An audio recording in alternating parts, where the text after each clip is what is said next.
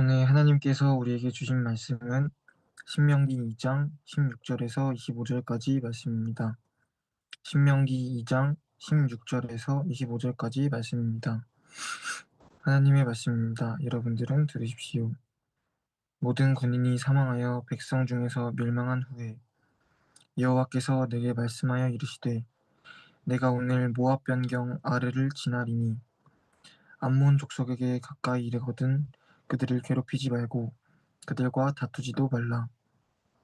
암몬 족속의 땅은 내가 내게 기업으로 주지 아니하리니 이는 내가 그것을 롯 자손에게 기업으로 주었음이라. 이것도 르바임의 땅이라 하였나니 전에 르바임이 거기 거주하였으며 암몬 족속은 그들을 삼순밈이라 일컬었으며 그 백성은 아낙 족속과 같이 강하고 많고 키가 컸으나 여호와께서 암몬 족속 앞에서 그들을 멸하셨으므로 암몬 족속이 대신하여 그 땅에 거주하였으니 마치 세일에 거주한 에서 자손 앞에 호리 사람을 멸하심과 같으니 그들이 호리 사람을 쫓아내고 대신하여 오늘까지 거기에 거주하였으며 또 갑돌에서 나온 갑돌 사람이 가사까지 각 촌에 거주하는 아위 사람을 멸하고 그들을 대신하여 거기에 거주하였느니라. 너희는 일어나 행진하여 아르논 골짜기를 건너라. 내가 헤스본 왕 아모리 사람 시온과 그의 땅을 내 손에 넘겼은즉 이에 더불어 싸워서 그 땅을 차지하라. 오늘부터 내가 천하 만민이 너를 무서워하며 너를 두려워하게 하리니 그들이 내 명성을 듣고 떨며 너로 말미암아 근심하리.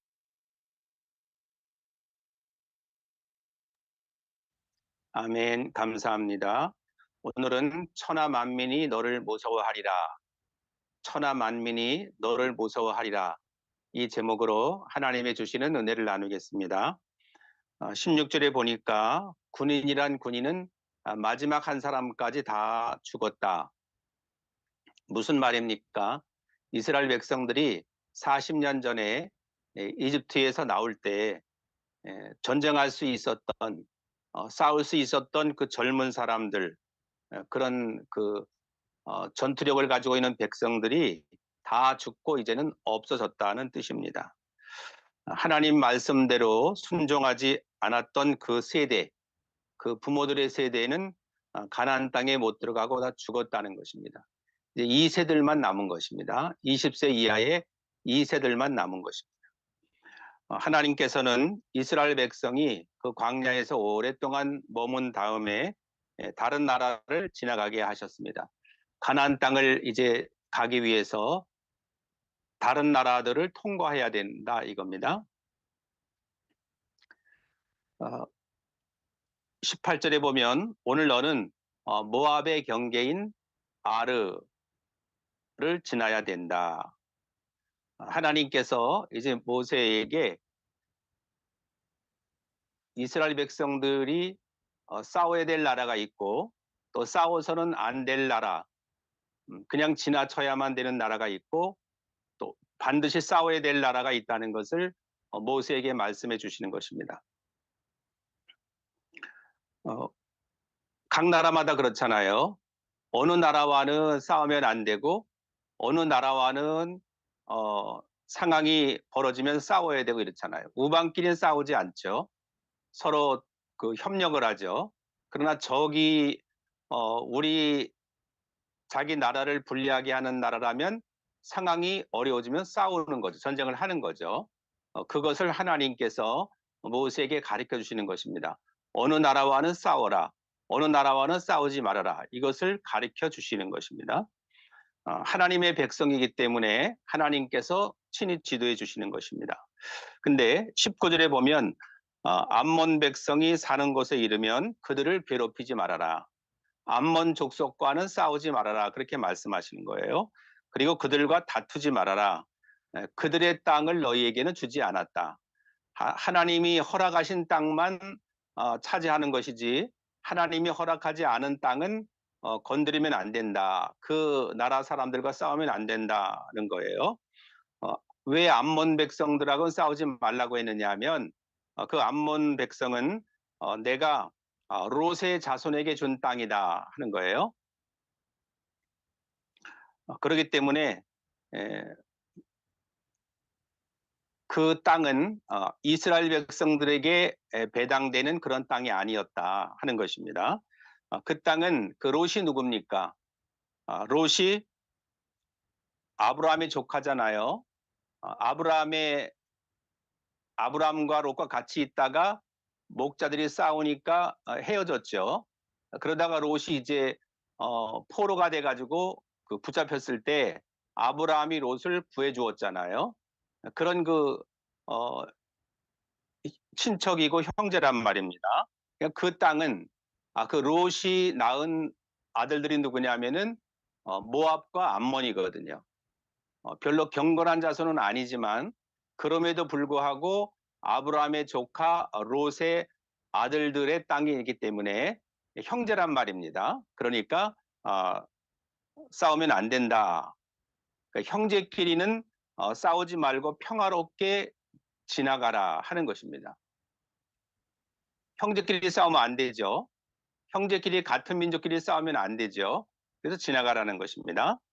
그리고 20절에 보면 그 땅은 또 르바임 사람의 땅으로 알려졌는데 옛날부터 르바임 사람이 그 땅에 살았다. 근데 암몬 사람은 그들을 삼순민 사람이라고 불렀다는 거예요. 삼순민. 그들은 강한 백성이고 숫자도 많았다. 그리고 아낙 사람처럼 키도 매우 컸다는 거예요. 그런데 하나님께서는 암몬 사람들 앞에서 삼순밈 사람들을 멸망시켰다는 것입니다. 그래서 암몬 사람은 삼순민 사람을 그 땅에서 쫓아내고 그 땅을 차지했던 거예요. 그 롯의 아들들의 그 족속이죠. 그러니까 땅을 차지하는 것은 하나님께서 허락하셔야만 땅을 차지하는 거예요. 온유한 자가 땅을 차지할 것이로다. 그렇게 말씀하신 것처럼 모든 나라들은 우리가 어릴 때 그 땅 따먹기 하듯이 놀이하듯이 바닥에 땅을 따먹기 놀이하잖아요. 그것처럼 모든 나라들도 마찬가지예요. 땅을 차지하려고 다 싸우는 거거든요.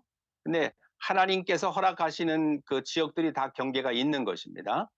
서로 경계를 지키면서 평화를 유지해야 되는데 그렇지 않잖아요. 악한 지도자가 나오게 되면 자기 나라에 유리하기 위해서 땅을 더 넓게 차지하기 위해서 여러 가지 자원을 확보하기 위해서 이런저런 이유로 이웃의 땅을 또 전쟁을 일으켜서 빼앗는단 말입니다. 지금 지구촌에는 그런 전쟁들이 계속 일어나고 있는 것이죠. 어,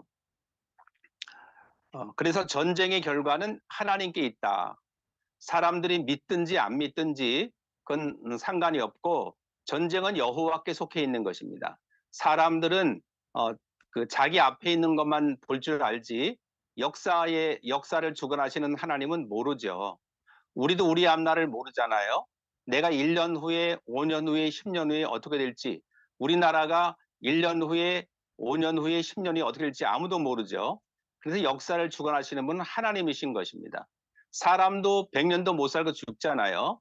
제 아무리 권력이 있고 제 아무리 막강해도 그 사람이 죽거나 그 사람이 그 자리에서 내려오게 되면 아무것도 못하는 것입니다. 그러니까 왕을 세우고 지도자 대통령을 세우는 것도 하나님이시고 모든 나라의 경계를 정해주시는 것도 하나님이셔요. 육지와 바다의 경계를 정해주신 것도 하나님이시거든요. 그래서 이 역사는 하나님이 통치하시는 거기 때문에 믿든지 안 믿든지 모든 전쟁은 여호와께 속한 것이고 전쟁의 승패는 누구에게 있다고요? 여호와께 있다라는 것입니다. 그것이 구약 성경입니다. 그래서 하나님께서 이기게 하시면 이기는 거예요. 하나님께서 이스라엘과 함께 할 때는 하나님이 이스라엘이 이겼어요. 아말렉과 싸울 때도 모세는 기도하고 아론과 홀은 모세의 팔을 받쳐주고 있었죠. 근데 모세의 팔이 내려오니까 여호수아가 졌단 말입니다. 모세의 팔이 올라가서 기도를 계속하니까 아말렉이 졌단 말입니다. 그래서 기도하니까 이스라엘이 승리하고 기도가 멈추니까 패배하고 이렇게 됐단 말입니다. 무슨 뜻입니까? 기도하는 가운데 하나님이 역사하시면 이스라엘이 승리했고 그렇지 않으면 졌다는 말입니다.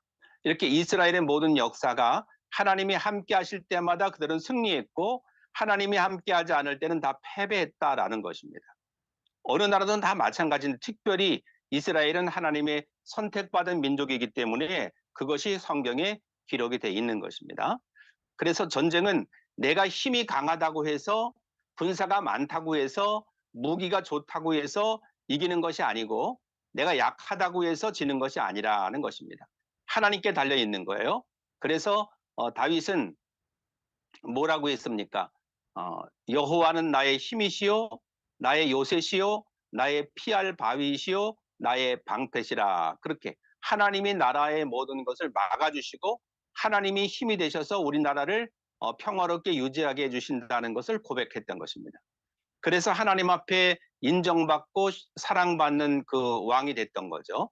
내가 비록 왕이지만 모든 이 이스라엘 나라의 힘은 하나님께로부터 나온다.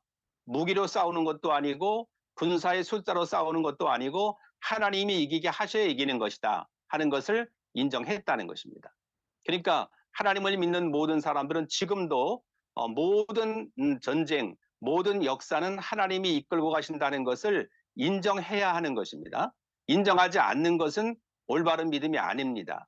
그건 그냥 신화나 전설을 믿는 거죠. 하나님은 실존, 살아계신 하나님, 지금도 살아계셔서 모든 세계를 통치하시고 모든 지도자를 다스리시는, 죽기도 하고 살기도 하시고 인간의 생사복을 주관하시는 분이 바로 하나님이시다라고 하는 거예요. 그래서 다윗은 어땠습니까?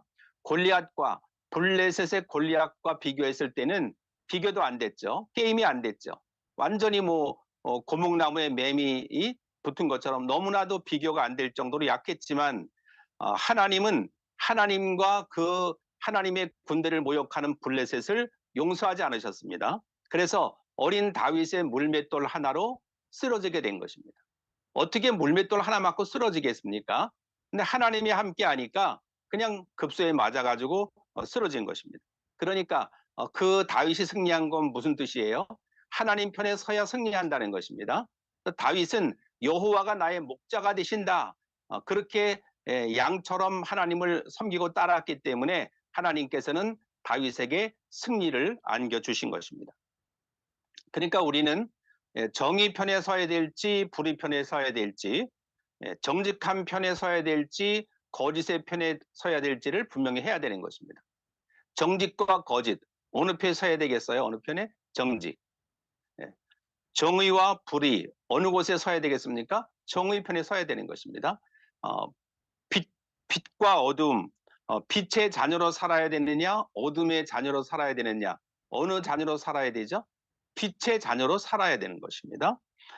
하나님의 자녀로 살아야 되느냐 마귀의 종으로 살아야 되느냐 어떻게 살아야 됩니까? 하나님의 자녀로 살아야 되는 것입니다.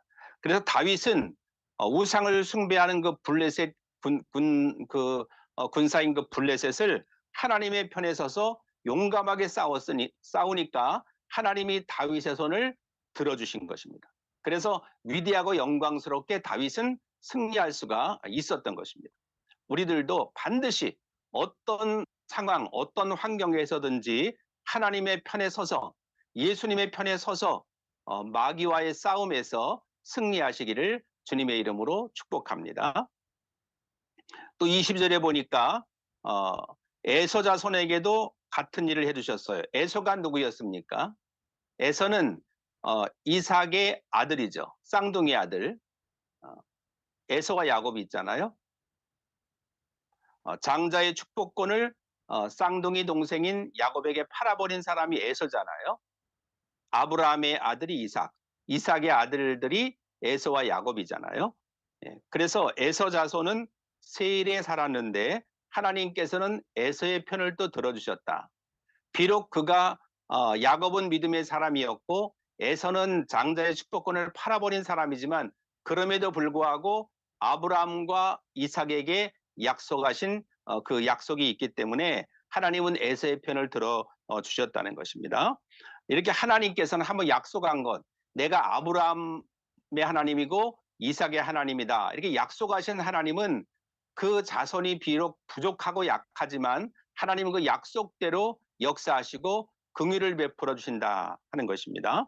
그래서 여호와께서는 호리 사람을 멸망시키셨다.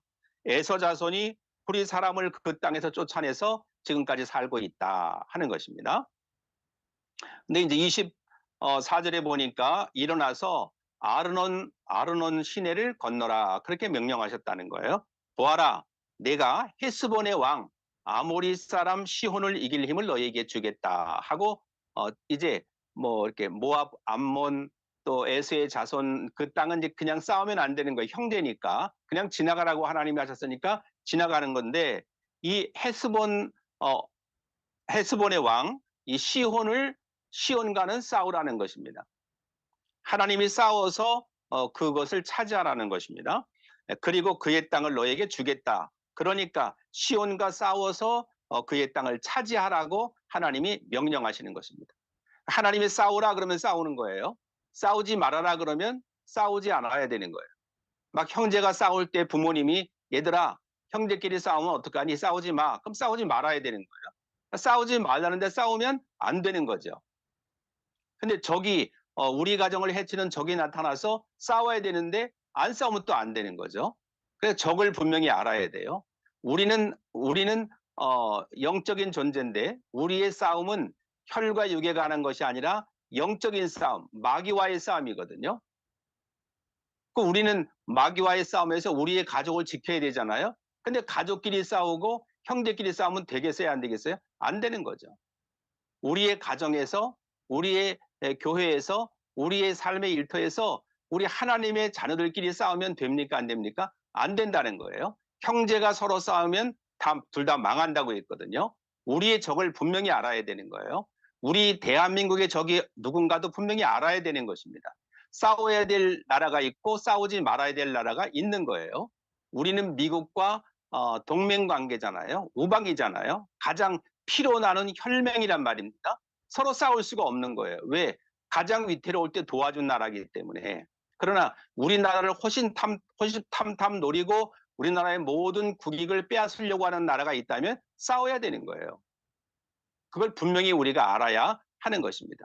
그래서 하나님께서는 이스라엘 백성들에게도 너희는 하나님의 자녀니까 무조건 싸우지 마라.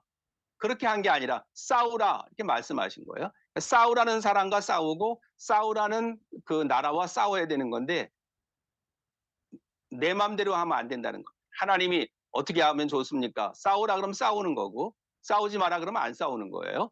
그게 하나님의 자녀가 해야 될 일인 것입니다. 하나님은 헤스본 왕인 이 아모리 사람 시온하고는 싸우라는 것입니다. 자, 임진왜란 때 이순신 장군이 누구랑 싸워요? 외적과 싸우지 않습니까? 적 쳐들어올 때 안 싸웠으면은 다 넘어가는 건데 이순신 장군이 목숨을 걸고 싸워서 나라를 지켰지 않습니까? 또 일제강점기에도 독립군들이 누구와 싸웠습니까? 일본군들하고 또 싸웠죠. 나라를 지키려고. 6.25 때는 우리가 누구랑 싸웠습니까? 북한군과 싸웠어요. 괴뢰군과. 아니 같은 민족끼리 싸우면 안 되는데 왜 싸웠습니까? 북한군이 소련제 탱크를 앞세우고 불법으로 침략을 해왔기 때문에 우리는 나라를 지키기 위해서 우리의 젊은 용사들이 국군들이 생명을 걸고 싸웠던 것입니다. 2월 달을 무슨 달이라고 합니까? 호국 영령의 달이라고 하는 것입니다. 지난번에 현충일도 지났잖아요. 현충일 날 왜 쉬는 겁니까? 그걸 생각하고 우리나라가 전쟁이 벌어졌을 때 나라와 민족을 위해서 생명과 이 모든 것을 피를 흘리면서도 생명을 아끼지 않고 싸워서 희생한 그 장병들을 생각하는 거잖아요. 우리는 크리스찬이기 때문에 뭐 그 세상에 없는 사람들을 어떻게 하는 게 아니라 그 유족들을 생각하면서 그들이 예수 믿고 또 우리나라의 그 많은 젊은이들이 예수 믿어서 정말 그리스도의 용사가 되기를 우리는 기도하는 것이죠. 그래야 현충일의 의미가 있는 것이지 아무런 생각이 없다면 현충일이 필요가 없는 거고 뭐 8.15 광복절도 필요가 없는 거죠. 그런 의미를 되새기는 것이 대한민국 백성으로서의 그런 기본적인 자세가 돼야 되는 것입니다. 그래서 나라와 민족을 위해서 목숨을 바치고 희생한 그 사람들을 생각하면서 우리도 나라가 위태로울 때는 어떻게 됩니까? 나라를 위해서 싸워야 하는 것입니다. 나라가 그러면 군대도 가야 되는 거고 훈련도 받아야 되는 거죠. 근데 6.25 때 우리 국군은 무기도 없었습니다. 숫자도 적었습니다. 무작정 대비가 없는 가운데 쳐들어왔기 때문에 칠 수밖에 없었습니다. 그래서 우리 옛날 우리 할머니 할아버지들은 보따리를 싸고 머리에 아이를 그 무등을 태우고 또 안고 업고 그리고 또 양손에 잡고 이렇게 남쪽으로 피난을 갔던 것입니다. 그래서 한많은 피난쌀이 서름도 많어 고향을 떠나서 타향으로 저 남쪽으로 부산까지 내려가는데 얼마나 서름이 많았겠습니까? 고생도 많고 그것을 잊어버려서는 안 된다라고 하는 것입니다. 그런데 주의 종들이 목사님들이 생명을 걸고 이제 대통령과 함께 이승만 대통령과 함께 간절히 기도했더니 어떻게 됐습니까? 기적이 나타났습니다. 16개 나라에서 뽑힌 유엔군들이 우리나라에 와서 목숨을 걸고 싸워 주었던 것입니다. 그중에서 미국 군인들이 가장 많이 죽었습니다. 다치고. 2만 내지 3만여 명이 죽고 다쳤던 것입니다. 그렇기 때문에 우리나라를 잃지 않고 지금도 이렇게 자유롭고 평화롭게 우리가 살고 있다는 것을 절대로 잊어서는 안 되는 것입니다. 은혜를 입은 사람이 은혜를 베풀어준 사람을 잃어버리면 배은망덕입니다. 인간이 아닌 것입니다. 하나님의 은혜를 잃어버리면 배은망덕이죠. 나를 가장 어려울 때 나를 도와주고 건져준 사람 은혜를 잃어버리면 배은망덕입니다. 나를 낳아주시고 나를 길러주시고 나를 끔찍이 아끼고 사랑하시는 부모님의 은혜를 모르면 그것도 배은망덕인 것입니다. 인간이 아닌 것입니다. 이렇게 사람의 도리가 있는 것입니다. 그래서 우리는 이 소중한 우리나라 이렇게 많은 피 흘림을 통해서 이런 우리나라를 지켜주신 하나님 앞에 늘 감사하며 우리는 살아야 되는 것입니다. 그리고 우리의 조국을 지키기 위해서 우리는 정말 정신을 바짝 차리고 우리가 경계하면서 살아가야 되는 것입니다. 25절에 보니까 오늘 내가 온 세계의 모든 백성이 너를 두려워하게 만들겠다. 그들은 두려워 떨 것이며 너희를 무서워할 것이다. 전쟁의 승리하느냐 패배하느냐는 누구에게 달렸다고요? 하나님께 달려 있는 것입니다. 가장 약한 이스라엘인데 하나님이 천하 모든 민족이 너희를 두려워하고 무섭도록 만들어 주겠다. 그렇게 약속하시는 것입니다. 승리로 이끌어 주시겠다고 약속하시는 것입니다. 우리나라도 그렇잖아요. 그렇게 가난하고 그렇게 약한 그런 나라였는데 하나님이 우리나라를 얼마나 강하게 얼마나 세계 사람들이 부러워하고 무서워하는 나라로 막강한 나라로 만들어 주셨습니까? 그 하나님의 은혜를 잊어버리면 안 되고 왜 하나님께서 우리 민족을 이렇게 사랑하시고 지켜주시느냐? 왜 그렇습니까? 세계 만방의 복음을 증거하게 하려고 하나님의 뜻을 이루시려고 우리 민족을 택하여 주신 것입니다. 그러니까 우리 민족은 교만하면 안 되고 언제나 겸손히 언제나 감사하며 정신을 차리고 깨어서 하나님 앞에 부르짖어 기도해야 되는 것입니다. 그래서 모세가 26절에 보면 그 헤스본 왕 시온에게 이제 대사 사신을 보냅니다. 그러면서 평화로운 말을 전하게 합니다. 27절에 보면 왕의 나라를 그냥 지나가게 해주십시오. 우리는 길로만 다니고 왼쪽으로나 오른쪽으로 벗어나지 않겠습니다. 그 헤스본 나라의 그 길을 좀 빌려주시면 우리가 그 길을 지나가야 되는데 조금도 이 나라에 헤스본에 해를 끼치지 않고 문제를 일으키지 않고 말썽을 피우지 않고 얌전하게 지나가겠습니다. 그리고 보상도 해주겠습니다. 길을 지나가는 대가로 음식도 돈을 주고 사 먹고 또 그 모든 값을 지불하겠습니다. 그러니까 그저 왕의 나라를 얌전하게 조용하게 걸어서 지나가게만 좀 잠깐만 지나갈 수 있도록 길을 좀 열어주시면 좋겠습니다. 그렇게 대사를 보낸 겁니다. 그러면서 29절에 보니까 세일의 에서 자손은 우리를 우리 그 자기 나라로 지나가게 해줬습니다. 아르에 사는 모압 사람도 그랬습니다. 우리는 요단강을 건너서 하나님이 주신 땅으로 들어가기만 하면 됩니다. 하나님께 받은 땅을 들어가기 위해서 정중하게 헤스본 왕에게 길을 좀 열어달라고 부탁을 한 겁니다. 그런데 30절에 보면 헤스본 왕은 우리를 지나가지 못하게 했다는 것입니다. 왜 하나님께서 그들과 싸우라고 그랬어요? 하나님이 허락한 땅을 가기 위해서 거길 지나가야 되는데 못 지나가게 한 것입니다. 하나님이 싸우라고 하시는 거예요.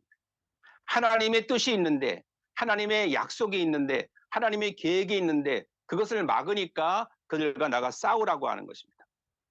그래서 30절에 보면 헤스본 왕은 우리를 지나가지 못하게 했소. 여러분의 하나님 여호와께서 시혼의 완고한 성품을 드러내 보여주셨어. 막 고집스럽게, 그럼 지나가게 해주면 좋을 텐데, 아무 탈이 없을 텐데 끝까지 고집을 피우고 끝까지 막 강력하게 아주 완고한 성품을 보여주었다 이것입니다. 그러니까 나의 너무 고집스러운 거, 너무 내가 주장하는 거, 나의 이 교만함, 자꾸 나를 드러내는 게 좋은 게 아니라 굉장히 하나님의 경고인 것입니다. 자꾸 그런 걸 드러내면 안 돼요. 나는 감추고 하나님만 드러나야 되는데 하나님은 온데간데 없고 자꾸 나만 드러내면 안 되는 것입니다. 헤스본 왕이 바로 그런 아주 미련하고 고집이 세고 완고한 그런 사람이었는데 그 사람의 성품을 드러내게 만든 것입니다. 고집스럽게 만든 것입니다. 끝까지 안 돼, 못 비켜줘, 못 지나가 이렇게 아주 단호하게 얘기를 했던 것입니다. 자, 서로의 나라와 나라 간에 외교가 있잖아요. 외교 관계에서는 때로는 조금 양보할 줄도 알아야 됩니다. 상대방 나라의 요구를 조금은 받아들여줄 아량이 필요한 것입니다. 막 그냥 국수주의가 돼가지고 우리나라만 100% 이익을 얻으려고 하면은 외교가 안 되는 것입니다. 때로는 얻는 것이 있으면, 받는 것이 있으면 주는 것도 있어야 되는 것입니다. 그래야 정상적인 외교가 되고 정상적인 무역이 되고 정상적인 관계가 이루어지게 되는 것입니다. 무조건 이기주의로 우리나라만 그러면 이 세계에서 고립되는 것입니다. 하나님의 사람이라면 마음이 넓고 비단결처럼 부드럽고 상대방을 이해하는 너그러움이 필요한 것입니다. 너그러움. 우리의 마음속에 하나님의 관대한 너그러움이 있어야 되는 것입니다. 이 너그러움이 없으면 안 돼요. 마음이 너무 좁으면 안 됩니다. 넓어야 됩니다. 하나님의 사랑은 하늘보다 높고 바다보다 깊잖아요. 우주보다 넓기 때문에 우리도 그런 하나님의 자녀로서의 관대함과 아량이 있어야 하는 것입니다. 그래야 세계를 품을 수가 있는 것입니다. 그런 나라를 하나님은 들어 사용하시는 것입니다. 그런데 헤스본의 시온 왕은 그런 존재가 못 되었다. 그래서 하나님께서는 시혼을 멸망시킬 생각이었다. 그리고 하나님께서 생각하신 대로 이루어졌다 하는 것입니다. 31절에 보면 여호와께서 내게 말씀하셨소. 보아라, 내가 시혼과 그의 나라를 너에게 주겠다. 그러니 그 땅을 차지해라 하고 하나님이 허락하신 것입니다. 그래서 시혼과 그의 모든 군대가 몰려나와 야하스에서 우리와 싸웠지 않냐? 우리 하나님 여호와께서 시온을 우리에게 넘겨주셨다. 우리는 시온과 그 아들들과 군대를 물쳐 이겼지 않느냐. 과거를 회상하면서 모세가 설교하는 거기 때문에 그 과거에 있었던 것을 다시 한번 회상해서 지금 설교를 하는 것입니다. 그러니까 역사란 게 그렇고 우리의 과거란 것이 과거에 하나님이 이렇게 역사하셨지 않느냐, 우리나라에 이런 역사가 있지 않느냐, 그걸 회상할 줄 알아야 되는 것입니다. 그래서 그 과거를 돌아보면서 하나님이 하신 것이지 우리가 잘나서 한 것이 아니다. 지금 교만하면 안 된다. 겸손하게 더 하나님을 잘 섬겨야 한다. 그래야 우리나라가 평화롭고 안전하고 더 성장할 수 있다. 이렇게 과거를 회상할 줄 알고 하나님의 뜻, 하나님이 하신 일들을 잘 새겨볼 줄 알아야 한다. 그런 것입니다. 그래서 34절에 보니까 우리는 시온의 성을 다 차지했다는 것입니다. 하나님이 싸우라. 여호와의 이름으로 싸우니까, 예수님의 이름으로 싸우니까 다 승리했다는 것입니다. 그리고 남자, 여자, 어린아이 할 것 없이 다 없애버렸다. 아무도 살려두지 않았다. 너무 잔인하잖아요. 어떻게 다 죽입니까? 남자, 여자, 어떻게 아이들까지 다 죽입니까?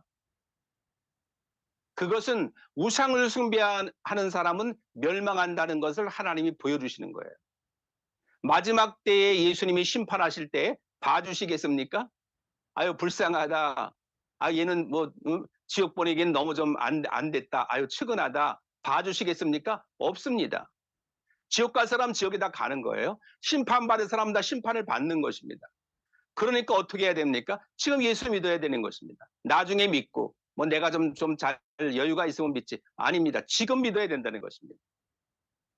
우리는 죄가 많지만 예수 믿어서 우리의 죄가 용서받았기 때문에 하나님의 자녀가 되었기 때문에 주님이 재림하시면 우리는 심판을 받지 않고 하나님 나라로 옮겨가게 되는 것입니다. 그러나 하나님 믿지 않고 헤스본 왕처럼 고집 부리고 교만하고 이렇게 자기의 주장만 세우는 사람은 심판을 면할 길이 없는 것입니다. 그래서 남자, 여자, 어린아이 싹죽이라고 말씀하신 것입니다. 근데 사울 왕은 이스라엘의 그 사울 왕은 그렇게 적을 다 죽이라고 했는데 안 죽였습니다. 짐승도 죽이라고 했는데 안 죽였습니다. 그래서 왕위를 빼앗기고 다윗이 왕이 됐던 것입니다. 하나님의 말씀은 다 순종해야지 안 들으면 반드시 모든 걸 빼앗기고 망하게 돼 있는 것입니다. 그래서 35절에 전쟁에서 이겼으니까 솥대를 비롯해서 성에서 빼앗은 물건들은 우리의 전리품으로 삼았어. 그리고 36절에 보게 되면 우리는 아르논 골짜기의 끝에 아로엘에서부터 골짜기 안의 마을과 길르앗까지 물리쳐서 이겼어. 우리를 당할 성은 없었다는 것입니다. 하나님이 함께하니까 약한 이스라엘이지만 하나님이 함께하니까 가는 곳곳마다 승리하도록 하나님이 승리를 안겨주셨고 그 모든 성을 점령할 수 있도록 하나님이 허락하셨다라고 하는 것입니다. 이렇게 우리는 너무너무 미약합니다. 우리가 지금 무슨 힘이 있습니까? 권력이 있습니까? 돈이 많습니까? 뭐 지식이 대단합니까? 아무것도 없어요. 어떻게 살아야 됩니까? 하나님이 우리와 함께 하시면, 예수 그리스도가 우리와 함께 하시면 아무도 우리를 당할 자가 없다라고 하는 것입니다. 그래서 우리는 모세와 같이, 우리는 다윗과 같이, 여호수아와 같이, 갈렙같이 오직 여호와 하나님만 신뢰하고 하나님이 싸우라 그러면 싸우고 하나님이 싸우지 말아라 그럼 싸우지 말고 형제와는 싸우지 말라 안 싸워야 되죠. 악한 적들과 싸워야 되는 것이죠. 적을 구분 아군과 적군을 구분 못하고 맨날 싸우지 말라는 사람하고 맨날 싸우고 싸우라는 건 안 싸우고 그건 망하는 것입니다. 우리는 하나님 말씀에 순종해서 형제와는 싸우지 말고 악한 마귀와의 싸움, 악한 영들과의 싸움에서 예수님의 이름으로 항상 승리하고 그 모든 영광을 하나님께 돌리는 우리 모두가 되기를 예수님의 이름으로 축원합니다.